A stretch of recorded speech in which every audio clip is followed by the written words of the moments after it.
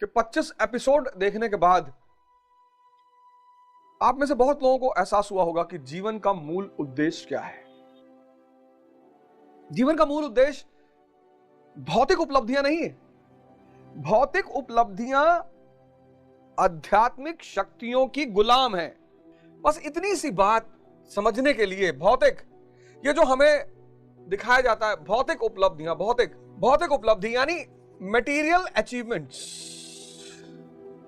पत्नी, पति, महल, गाड़ी, एटसेट्रा एटसेट्रा एटसेट्रा।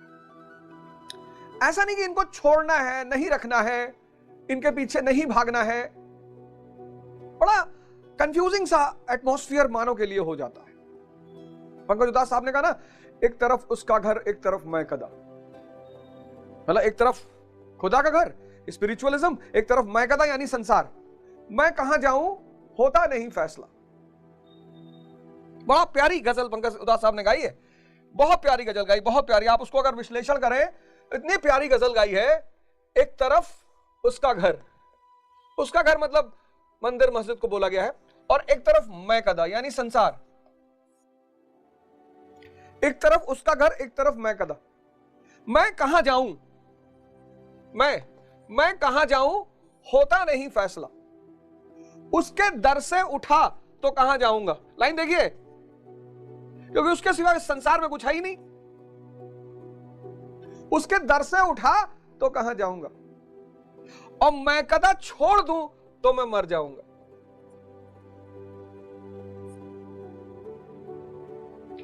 ऐ गमे जिंदगी कुछ तो दे मशवरा, ऐ गमे जिंदगी कुछ तो दे मशवरा। एक तरफ उसका घर, एक तरफ मैं कदा।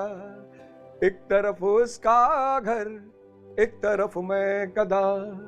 उसके घर दर से उठा तो कहां जाऊंगा, मैं कदा छोड़ दूंगा तो मैं मर जाऊंगा। सख्त मुश्किल में हूं, क्या करूं ऐ खुदा। एक तरफ उसका घर, एक तरफ मैं कदा। बड़ी प्यारी गजल।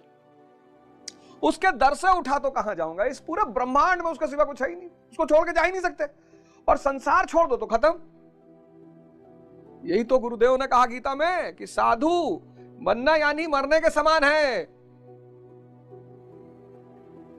लेकिन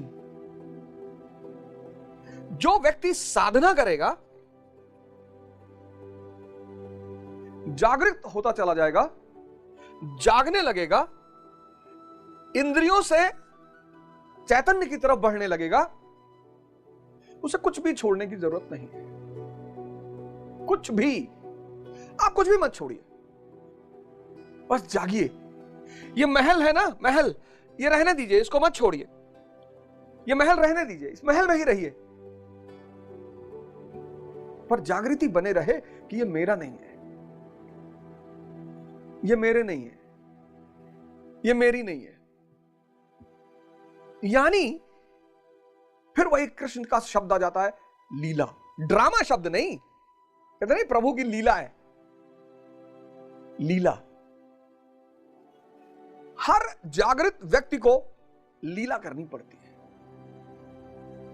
तो आप अपने जीवन का मेन उद्देश्य बनाइए धर्म परिवर्तन, यानी इंद्रियों से चैतन्य की यात्रा। धर्म परिवर्तन में कभी नाम मत बदलिएगा कि श्यामलाल से शमसुद्दीन हो गए, श्यामलाल से सैमुअल हो गए, वो कोई फायदा नहीं, कोई फायदा नहीं। आप सब अपने जीवन का उद्देश्य बनाइए, किसी गुरु की तलाश करिए, इस दुनिया में रहिए, 2-4 लाख करोड़ रुपया कमाइए, कोई दिक्कत नहीं है, कोई दिक्कत नहीं है। राजा जनक सन्यासी है, भगवान कृष्ण सन्यासी हैं, बुद्ध भी भाग कर गए, लेकिन वापस लौटने के बाद उन्होंने यशोधरा जी से कहा कि कोई जरूरत नहीं थी भागने की, बस ख्याल रहे। जैसे आप घूमने गए प्रयागराज से मदुरई, रामेश्वरम, तो रामेश्वरम में आपको ख्याल है कि एक दिन जाना है, वापस जाना है प्रयागराज, बस इतना ख्याल बना रहे हैं। और उस मुख्य उद्देश्य के साथ साथ जीवन में जो भी छोटे छोटे उद्देश्य घट रहे हैं उनका आनंद लीजिए। आईएएस बनिए, पीसीएस बनिए, आईपीएस बनिए, मंत्री बनिए, विधायक बनिए, एमएलए बनिए, डॉक्टर बनिए, इंजीनियर सब बनिए, पर होश में। अवध ओझा क्लासेस पूसा रोड पे कल्याण ज्वेलर्स की बिल्डिंग में 3rd फ्लोर पर है, मेरा इंस्टीट्यूट है। जो भी वहां एडमिशन ले रहा, जो भी दिल्ली आ रहा है एडमिशन लेगा, देखो सिलेक्शन आपकी डेस्टिनी है, तैयारी की गारंटी हमारी है, सिलेक्शन की गारंटी नहीं है, तैयारी की है। सिलेक्शन तो आपकी डेस्टिनी, तैयारी की पूरी गारंटी हमारी। और मेरा इंस्टीट्यूट है, महीने में 20 दिन में आपको वहां मिलूंगा। सब वहां रोक के वो जा नहीं रुकेगा, यहाँ ये वो चला जाएगा, ऐसा सबको पता था कि अब तो ये चला गया राजनीति में, अब तो लौट कर आएगा नहीं, और मैं आ गया। और इसमें लोग अब मेरे ही पीछे पड़े, आगे लड़के ऊपर बताते हैं, पर्सनली फोन करते हैं बच्चों को। एक बहुत बड़े कोचिंग का मालिक है, उन्होंने मुझे फोन किया, और सर कितने लड़के हैं? मैंने कहा जी 2 लड़के हैं। 2? मैं समझा नहीं। मैंने कहा जी वो एक मेरा ड्राइवर, एक सिक्योरिटी गार्ड। अरे तुम इतने बड़े कोचिंग के मालिक हो, तुम किसी और बड़े कोचिंग पर नजर रखो, अवध ओझा पे नजर है। डर लगा हुआ है। और 1,60,000 फीस है।